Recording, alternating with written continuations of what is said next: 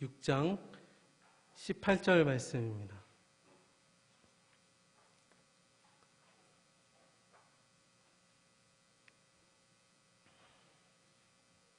갈라디아서 6장 18절 말씀. 제가 제 성경으로는 신약 309쪽에 나와 있습니다.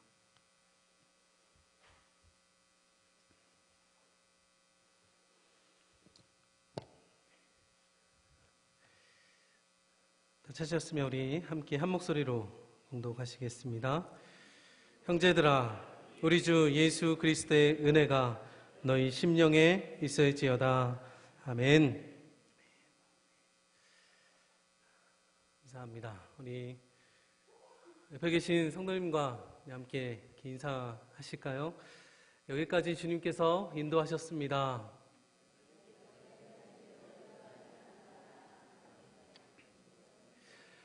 네, 다시 인사하겠습니다. 모든 것이 하나님의 은혜입니다.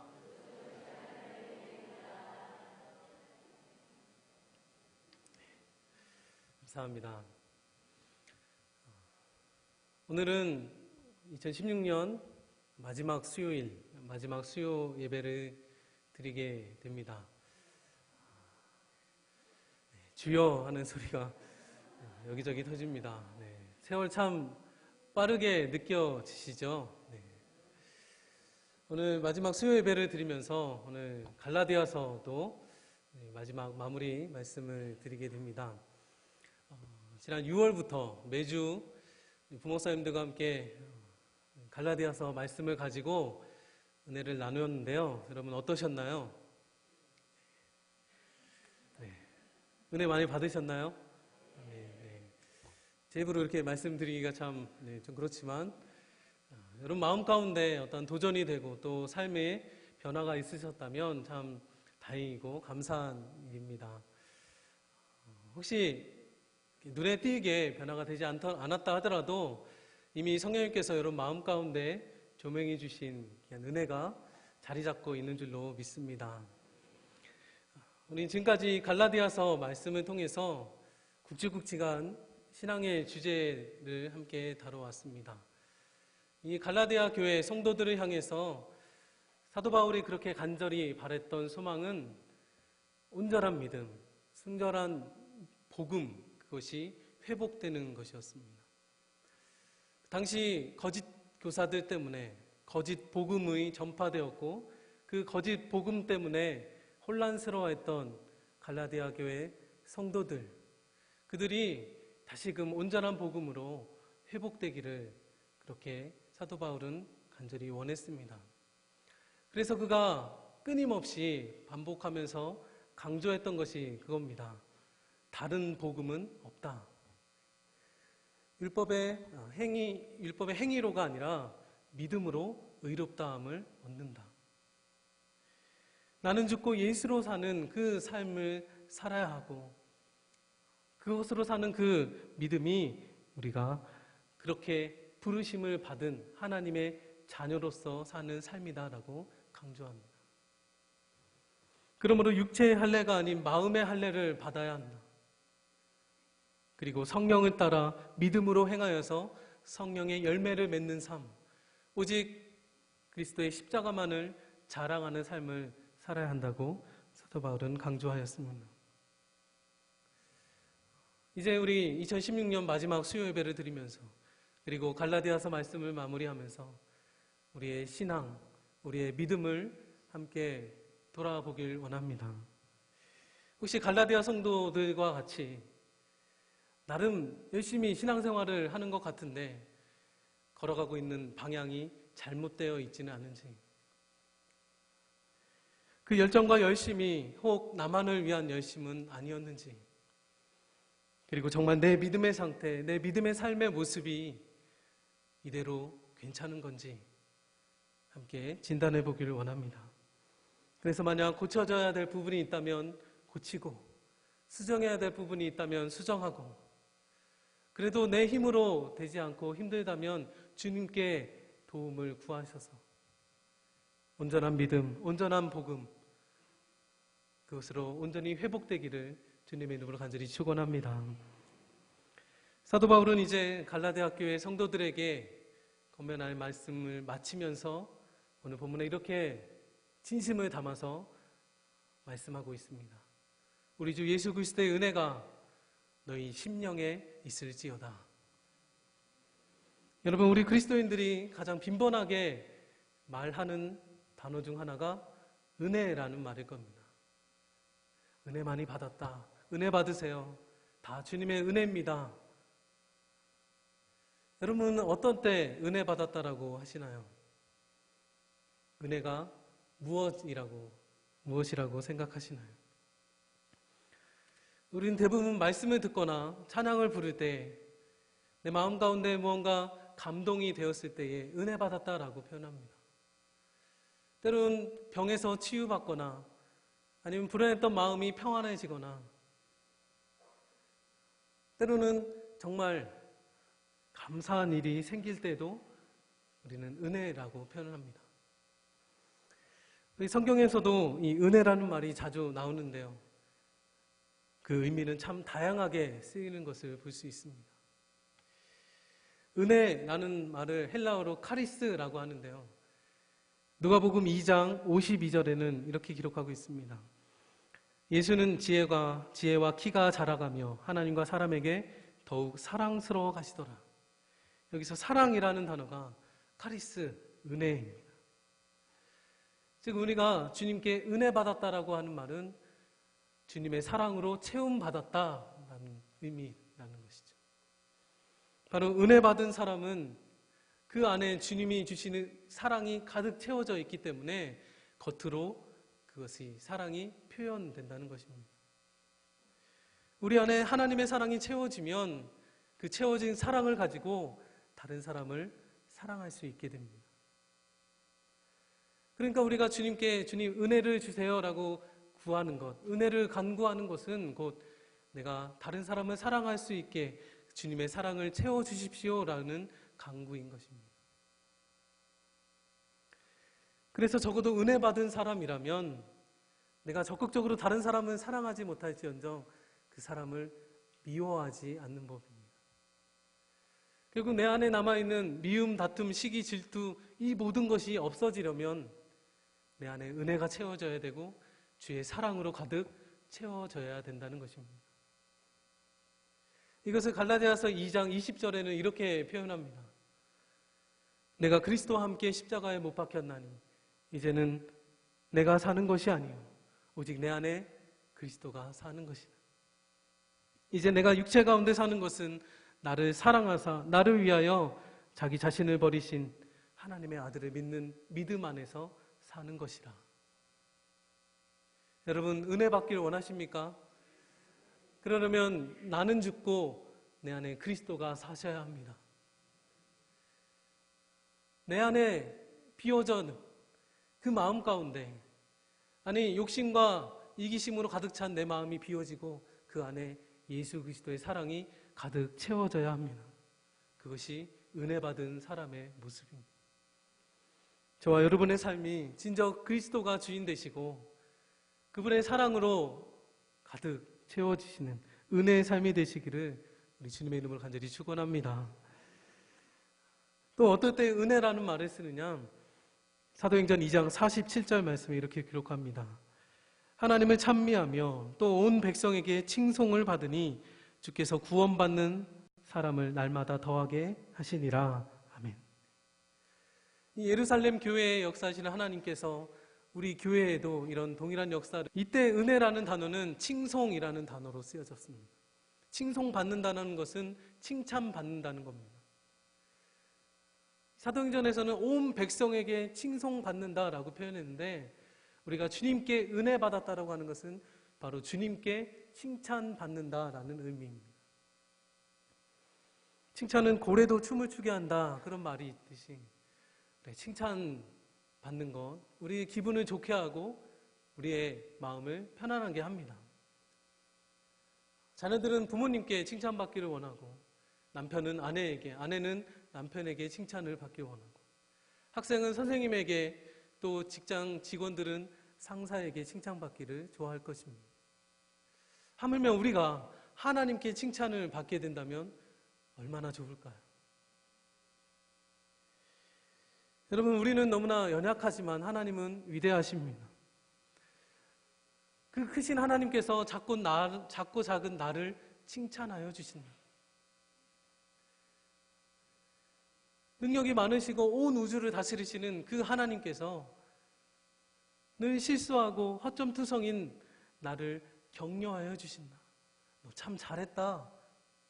너 참 수고했다. 그렇게 격려해 주신다면 얼마나 좋을까요? 그렇기 때문에 정말 주님께 은혜 받은 자라면, 주님께 칭찬받는 자라면 자기 열등감에 빠지지 않게 됩니다. 내가 가진 것이 없어도, 내 상황이 아무리 열악해도 주님께서 알아주시고 너 참 괜찮다, 네가 최고다, 그렇게 격려해 주시는 것, 그것을 받기 때문에 그분 안에서 오히려 나를 더 아름답게 가꾸어가는 법을 배워가는 것입니다. 하나님께서 우리를 기뻐하시고 칭찬하시는 이유, 우리를 격려해 주시는 이유, 우리를 인정해 주시는 이유, 그것은 저와 여러분의 믿음을 보시기 때문입니다. 갈라디아서 3장 6절 말씀입니다. 아브라함이 하나님을 믿음에 그것을 그에게 의로 정하셨다 함과 같으니라. 여러분, 왜 하나님은 아브라함을 의로 정하셨을까요? 하나님을 믿었기 때문에. 그 믿음을 보시고 인정해 주시고 칭찬해 주시는 겁니다. 우리의 노력이 아닌 믿음으로 의롭다 여겨주시고, 우리의 공로가 아닌 예수 그리스도의 공로로 우리를 구원해 주신다는 것을 기억하시면서, 여러분, 우리 내 안에 믿음을 굳건히 세워가시길 간절히 바랍니다. 그 믿음을 통해서 하나님은 우리를 칭찬하시고 격려해 주십니다. 또한 은혜라는 말은 골로새서 3장 16절에서 이렇게 기록합니다.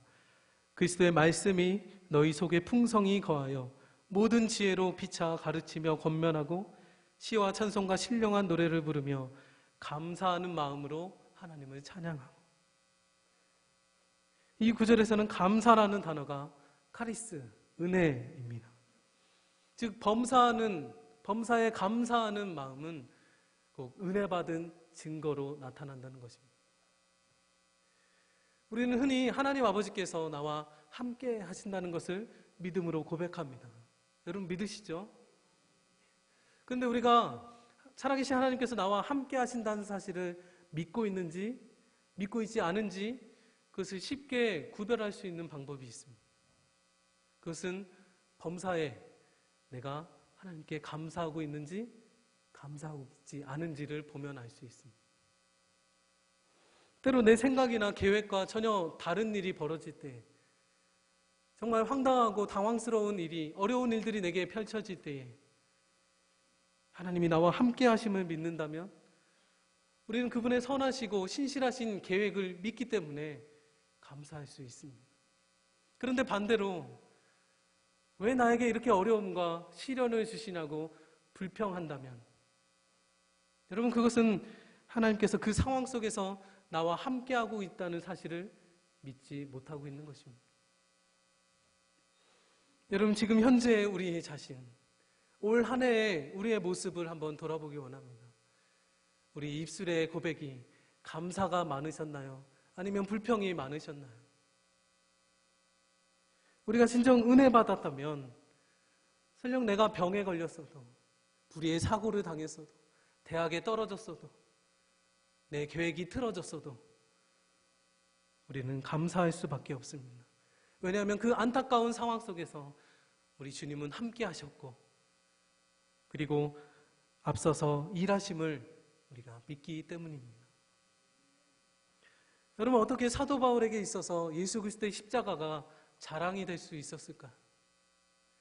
나무에 잘린 자마다 다 저주받은 자라고 여기고, 쳐다보기도 싫고, 그리고 누구나 수치스럽게 여길 수밖에 없는 그 십자가가 어떻게 사도 바울에게는 감사가 되고 기쁨이 되고 자랑이 될 수 있었을까요? 갈라디아서 6장 14절에서 이렇게 고백합니다. 그러나 나에게는 우리 주 예수 그리스도의 십자가 외에는 결코 자랑할 것이 없습니다. 이 십자가를 통해서 세상이 나에 대해서 죽었고 나도 세상에 대해서 죽었습니다. 세상이 나에 대해서 죽었고 나도 세상에 대해서 죽었기 때문에 지금 그에게 남은 것은 십자가밖에 없다는 것입니다. 그렇기 때문에 세상의 지식과 학문과 명예와 권세와 그 모든 것을 다 배설물로 여길 수 있다는 것이죠. 이어서 그는 갈라디아서 6장 15절에 이렇게 고백합니다. 할례를 받고 안 받는 것이 중요한 문제가 아니라 새 사람이 되는 것이 중요합니다. 다른 어떤 종교적인 열심과 율법과 행동과 같은 것이 중요한 것이 아니라 내가 새 사람이 되었느냐, 그것이 중요하다는 거죠. 내가 예수를 믿는 것, 예수를 통해 은혜를 받는 것, 내가 하루하루를 살아가는 이유, 그것은 오직 내가 새 사람이 되는 것이 중요하기 때문입니다. 이제 옛사람은 죽어지고 그리스도로 말미암아 하나님의 새로운 피조물이 되었다는 전혀 다른 존재로 살아갈 수 있는 것입니다. 그래서 과거에 얽매이고 죄의 문제로 허덕이고 삶의 문제로 허덕였던 그 삶을 벗어나서 이제는 성령 안에서 새롭게 거듭난 삶을 살 수 있게 된 것입니다. 나는 겨우 하루하루를 힘겹게 살아가는 것 같지만 멀리 내다보면 하나님의 경륜 안에서 하나님께서 이루실 새하늘과 새 땅의 연장선상에 있다는 것을 기억하는 것입니다. 그렇게 새로운 존재, 거듭난 존재, 새 사람이 되어서 그리스도와의 생명과 맞바꾼 새 생명이 되어서 그것이 나에게 주어졌으니 우리는 감사하지 않을 수 없는 것입니다. 여러분, 그 그리스도의 은혜로 오늘 한날을 살 수 있음에 감사하시길 바랍니다. 여러분, 우리가 오늘 한날을 감사할 수 있으면 우리는 일주일도 감사할 수 있습니다. 그 일주일을 감사할 수 있게 되면 우리는 한 해, 1년을 감사할 수 있게 됩니다. 그리고 1년을 감사할 수 있게 되면 우리는 내 일생, 한평생을 감사하는 그 은혜의 삶을 살 수 있게 될 줄로 믿습니다. 여러분, 이렇게 우리에게 부어주시는 그리스도의 은혜는 때로는 감사로, 사랑으로, 때로는 칭찬과 격려로 우리에게 주어집니다. 그리고 그분이 주시는 그 은혜는 우리가 쉽게 여길 수 있는 마음의 감동과는 전혀 다른 것입니다. 우리가 은혜를 받음으로 감동을 받을 수 있지만 감동을 받았다고 해서 모두 다 은혜인 것은 아닙니다. 물론 감동은 사람의 마음을 움직일 수 있습니다. 눈물도 나오게 할 수 있습니다. 그러나 감동은 사람으로 하여금 변화하게 하지는 못합니다. 우리가 극장에 가서 영화를 보았을 때 너무나 감동이 되어서 눈물을 펑펑 흘릴 수는 있지만 그렇다고 해서 나의 삶이 변화되지는 않습니다. 감동은 감동으로 끝이 나는 거죠. 그러나 은혜는 사람에게 감동을 주는 것을 뛰어넘어서 사람을 변화시키는 힘이 있습니다. 한번 생각해 보시기 바랍니다.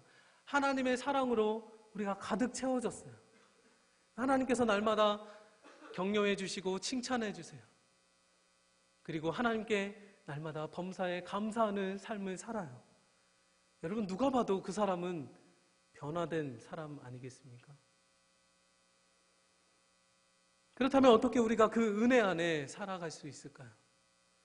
그리스도를 박해하던 사울이 그리스도를 전하는 바울이 되게 하는 그 은혜, 우리가 그 은혜를 어떻게 날마다 누릴 수 있을까요?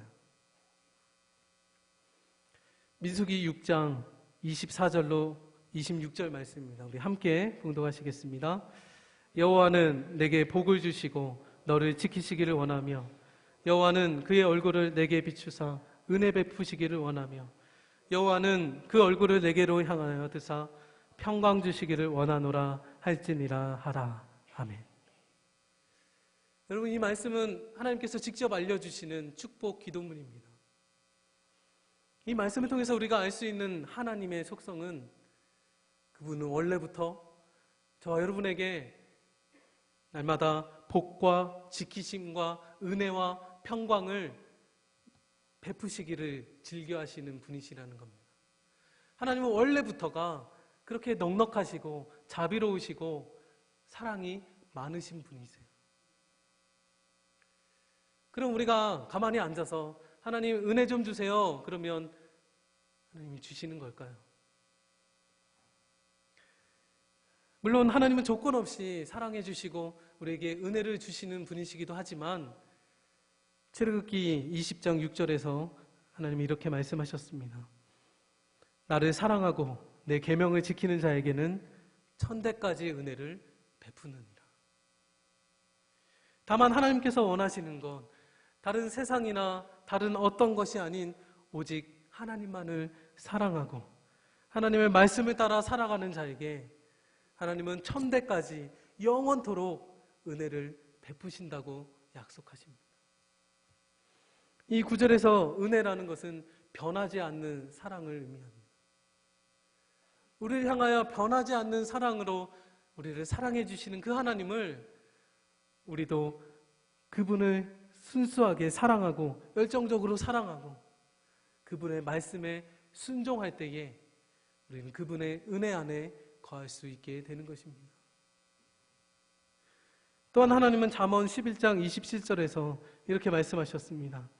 선을 간절히 구하는 자는 은총을 얻으려니와 악을 더듬어 찾는 자에게는 악이 임하리라. 여기 선을 간절히 구한다는 것은 선을 간절히 행한다는 뜻입니다. 하나님의 뜻을 따라서 선을 간절히 행하려고 노력하는 자, 작은 소자에게 물 한 잔이라도 대접하려고 애쓰는 자, 그에게 하나님은 은총을 부어주신다고 약속하십니다. 끝으로 야고보서 4장 6절에서 하나님은 그러나 더욱 큰 은혜를 주시나니 그러므로 일렀을 때 하나님이 교만한 자를 물리치시고 겸손한 자에게 은혜를 주신다 하였느니라. 아멘. 여러분, 누구에게 더욱 큰 은혜를 주신대요? 겸손한 자에게. 주님, 나는 아무것도 아닙니다. 모든 것 주님이 하셨습니다. 그렇게 겸손하게 고백하는 자에게 하나님은 더욱 큰 은혜를 부어주신다는 것입니다. 사랑하는 성도 여러분, 우리 하나님은 공평하신 하나님이시죠. 악인이나 의인에게 동일하게 햇빛과 비를 내려주시는 분이십니다. 그러나 하나님은 은혜를 차별하여 주십니다. 우리에게 주신 은혜를 가볍게 여기고 헛되이 여기면 우리 주님께서는 있는 은혜까지도 빼앗아 가십니다. 그런데 우리에게 주신 은혜를 값지게 여기고 귀하게 여기고 소중하게 여기고 주님의 뜻에 따라서 변화된 삶으로 살고자 노력하는 자에게는 더욱 큰 은혜를 부어주십니다. 여러분, 우리는 모두 주의 은혜를 받은 자들입니다. 그 은혜가 있어야 살 수 있고 그 은혜로만 가치 있는 삶을 살아갈 수 있는 그리스도인들입니다.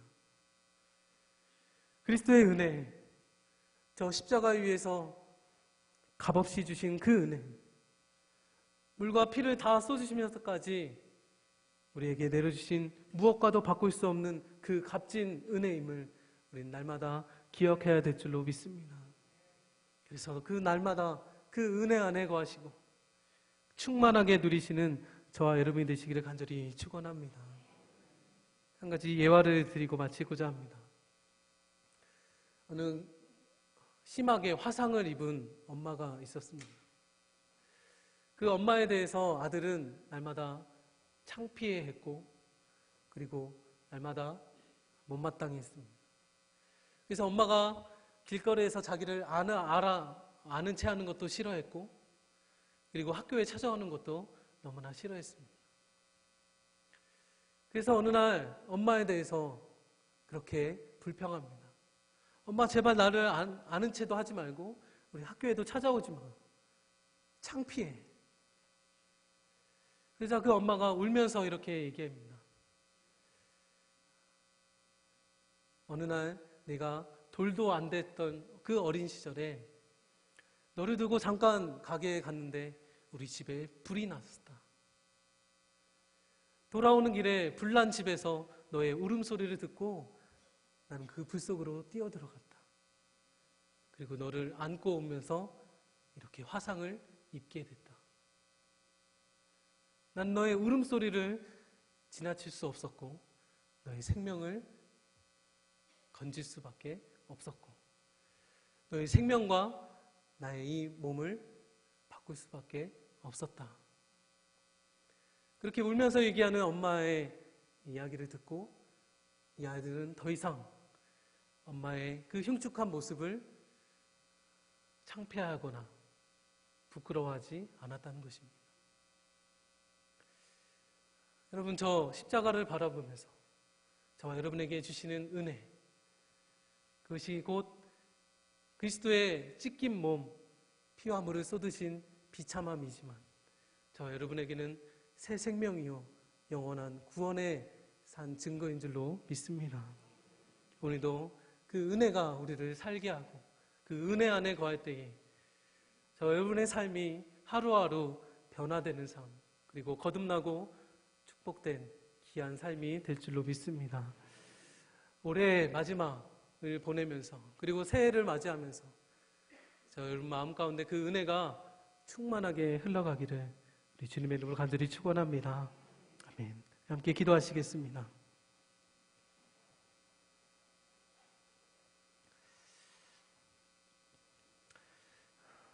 사랑의 주님, 오늘 하루의 삶이 주의 은혜였습니다. 올 한 해 모든 것이 주님의 은혜로 주어졌음에 감사드립니다. 나를 사랑하심으로 여전히 기다리시며 지켜봐 주시고 격려해 주심으로 작은 것 하나까지 세심하게 챙겨주시는 감사하신 하나님, 때론 삶의 무거운 짐 때문에 고개 숙이며 내 곁에 계신 하나님을 발견하지 못할 때도 있었지만 그럼에도 은혜를 부어주셨기에 이 자리에 서 있습니다. 나를 살리셨고 나를 지금도 살게 하시고 앞으로도 나를 영원히 살게 하실 그분의 은혜를 우리 모두에게 허락하여 주시옵소서. 그 은혜를 소중하게 여기며 오직 주님만 사랑하고 주의 말씀을 따라 살며 선을 행하고 겸손히 무릎 꿇는 우리 모두가 되게 하여 주옵소서. 우리 주 예수 그리스도의 이름으로 기도하옵나이다. 아멘.